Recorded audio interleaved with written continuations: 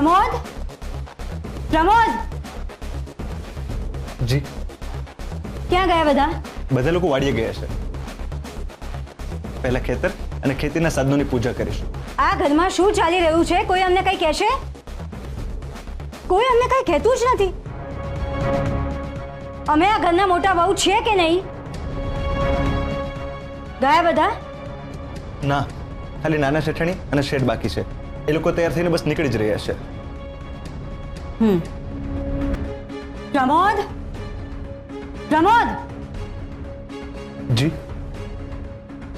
પૂજા મંદિરમાં થવાની છે.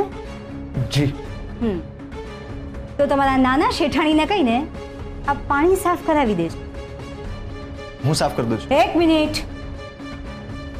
પૂજા કોણ કરવાનું છે? નાના શેઠાણી. તો મંદિરની સાફ સફાઈ પણ એ જ કરશે. બાએ જ કહ્યું છે ને કે જે પૂજા કરે એ જ મંદિરની સાફ સફાઈ કરે.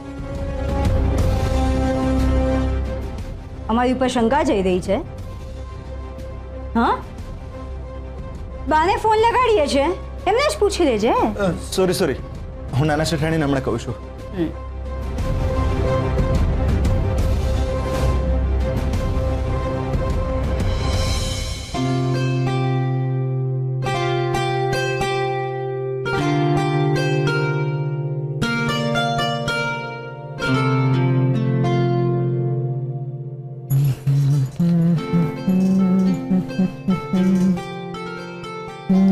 ફોજદાર, આ શું કરો છો? મને ઇસ્ત્રી કરવા દો, મોડું થઈ જશે. હા તો કર ઇસ્ત્રી, મેં ક્યાં ના પાડી. દરવાજો ખુલ્લો છે, કોઈ આવી જશે. કોઈ નહીં આવે. બેબી માસીનો કોઈ ભરોસો નહીં, એ ગમે ત્યારે આવી શકે. અરે બેબી માસી તો વાડીએ ગયા. એ ત્યાંથી પણ આવી શકે. બેબી માસી છેક વાડીએથી અહીં આવશે. ઇમ્પોસિબલ. હા બેબી માસી, હું ઇસ્ત્રી કરું છું, આવો ને. અરે પ્રમોદ, તું હજી વાડીએ નથી ગયો? બસ જાવ જ છું. હું તમને એ કહેવા આવ્યો હતો કે દશરથ કાકાનો ફોન આવ્યો હતો, એ તમને વાડીએ બોલાવે છે. દશરથ કાકા? અરે હા, જો એમના મિસ કોલ્સ પણ છે. એમને કંઈક કામ હશે, હું જોઈ લઉં. કેસર, તું ફટાફટ તૈયાર થઈ જા, હું વાડીએ જાઉં છું. નાના શેઠાણી, હા, મંદિર પાસે પાણી ઢોળાયું છે, તો મોટા શેઠાણીએ એમ કહ્યું છે કે તમારે સાફ કરવાનું છે. વેદિકા ભાભીએ કહ્યું છે. પ્રમોદભાઈ, તમે મારું એક કામ કરશો, તમે સાફ કરી દેશો. હું હજુ તૈયાર પણ નથી થઈ, મારે બહુ જ મોડું થઈ જશે. મને વાંધો નથી, પણ અમરબાઈ મોટા શેઠાણીને એવું કહ્યું છે કે જે મંદિરની પૂજા કરશે એ જ સાફ સફાઈ કરશે. સાસુમાએ કહ્યું છે તો પછી મારે જ કરવું પડશે. ચાલો.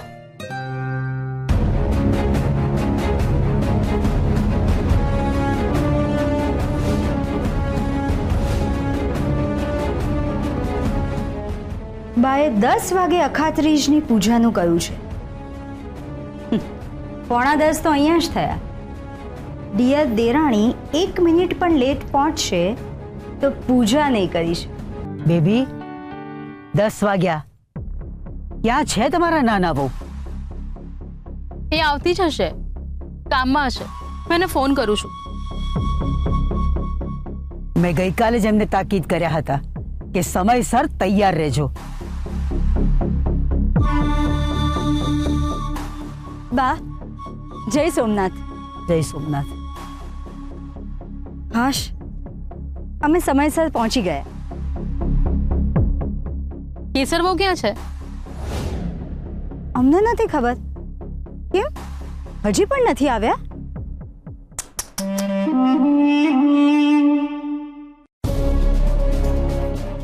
સમયસર આવશે પણ નહીં. હજી તો એમની રૂમમાં જશે અને પોતાની સાડી જોશે.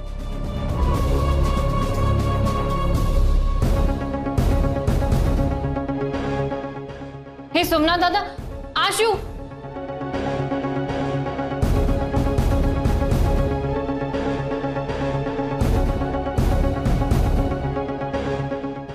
પણ હું તો ઇસ્ત્રી ઊભી મૂકીને ગઈ હતી ને, તો હાડી કેવી રીતે પડી ગઈ? ઇડિયટ કેસર, કંઈ પણ હોય તારે સ્વિચ બંધ કરીને જવું જોઈતું હતું ને. 10 પણ વાગી ગયા છે, બધા જ રાહ જોતા હશે.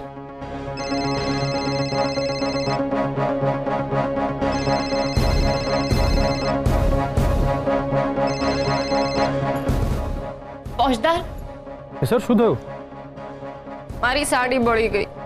શું? કેવી રીતે? ખબર નહીં, હું તો ઇસ્ત્રી ઊભી જ મૂકીને ગઈ હતી. પાછી આવીને જોયું તો સાડી પર પડી ગઈ હતી. ઓકે ઓકે, તને કંઈ નથી થયું ને? ના. કેસર, ધ્યાન રાખવું જોઈએ ને તારે. આપણે રૂમમાંથી નીકળીએ એટલે ઓલવેઝ સ્વિચ બંધ કરીને નીકળવાનું, હે ને? સારું, અત્યારે તું રડવાનું બંધ કર, ફટાફટ બીજી સાડી પહેર, તૈયાર થઈને અહીં પહોંચ, બધા તારી રાહ જોઈ રહ્યા. હા, આવું છું. ઓકે. આને પણ ઇસ્ત્રી નથી, પણ હવે તો છૂટકો પણ નથી.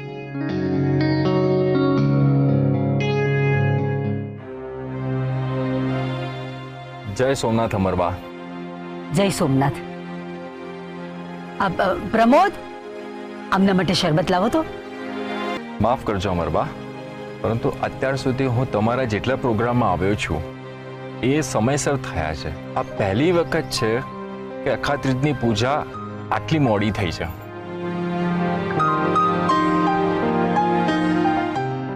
બાકી હું ને દિગ્વિજયસિંહ જ્યારે મળવાનું નક્કી કરતા ત્યારે એમને ટકોર કરતો કે આપણે ઇન્ડિયન ટાઈમ મુજબ નહીં પરંતુ અમરબાના ટાઈમ મુજબ મળીશું, એટલે કે સમયસર.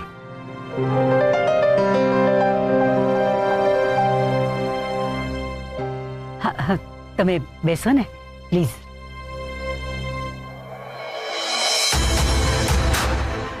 વાહ, કેસરને એક પ્રોબ્લેમ થયો છે એટલે મોડું થયું.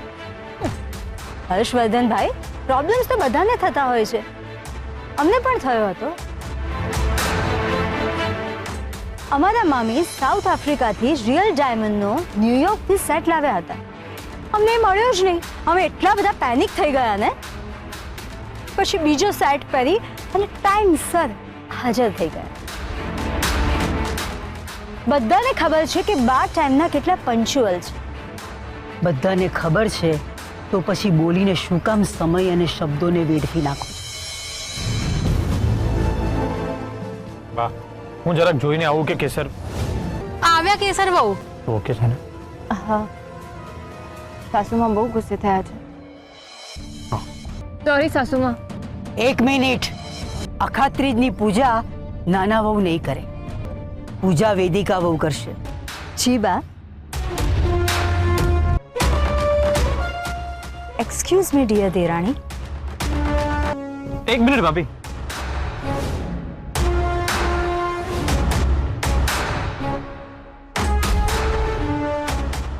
બા, જો તમારી પરમિશન હોય તો હું એક વાત કહું.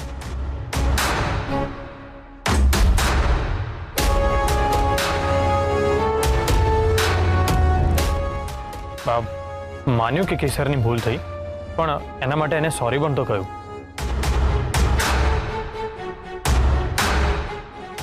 હા, આવીને તરત જ કહ્યું.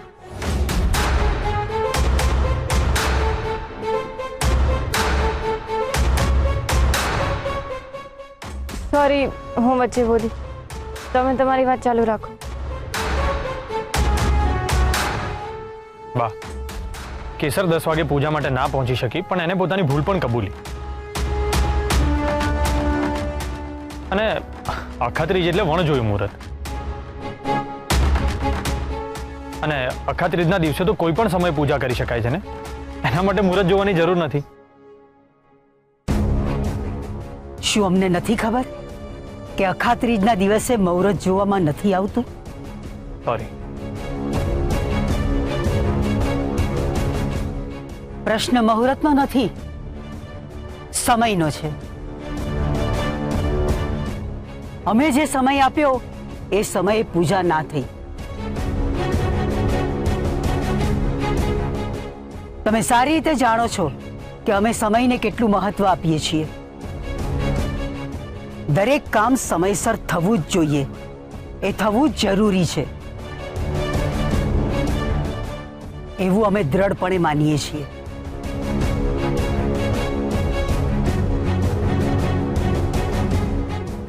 જેને સમયની કિંમત ના હોય એની સમય પણ કિંમત નથી કરતો, અને અમે પણ નહીં. વેદિકા વહુ,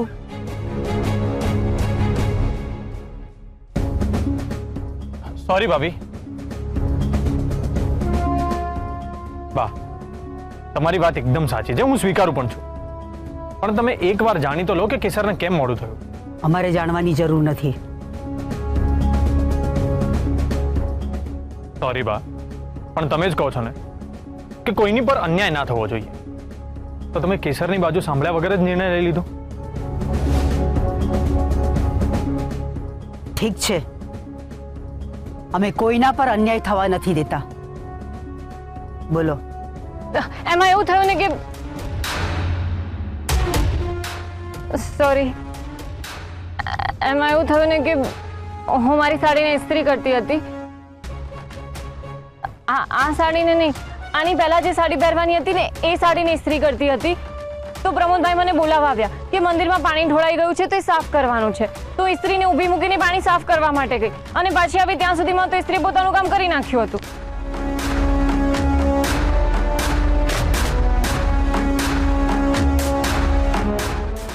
એટલે સાડી બળી ગઈ હતી. પાછા આવતા આવતા શકુંતલાબેન સાથે પણ વાત કરી. એમણે કહ્યું કે વેદિકા ભાભી તમારા રૂમ તરફ ગયા છે. તો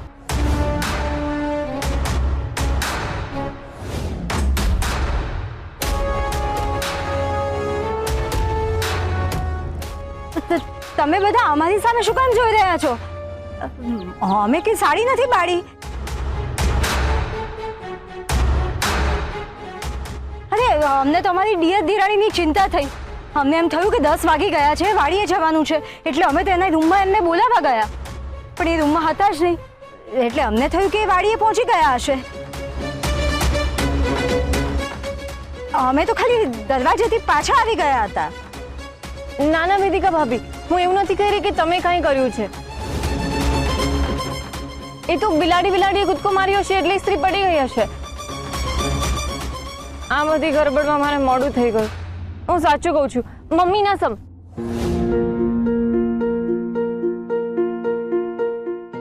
આજે અખાત્રીજ છે, તમે કહેતા હો તો ધરતી માતાના સમ.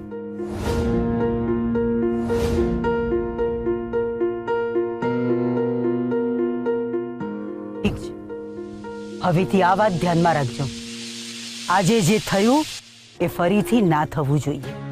હા સાસુમાં, હવેથી જ્યારે પણ હું રૂમની બહાર નીકળીશ ને તો બધી સ્વિચો બંધ કરીને નીકળીશ.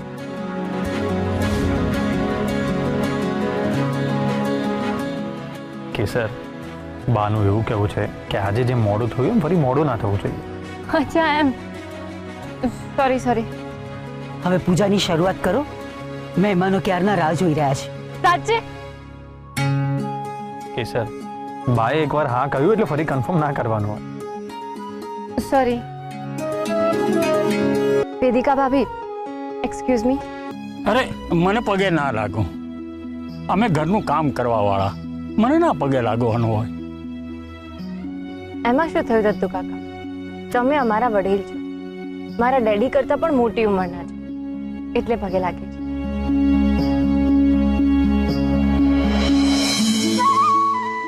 સુખી થાઓ. પહોંચદાર, ખબર છે આ ગુલાબના છોડનું મેં શું નામ રાખ્યું છે? શું?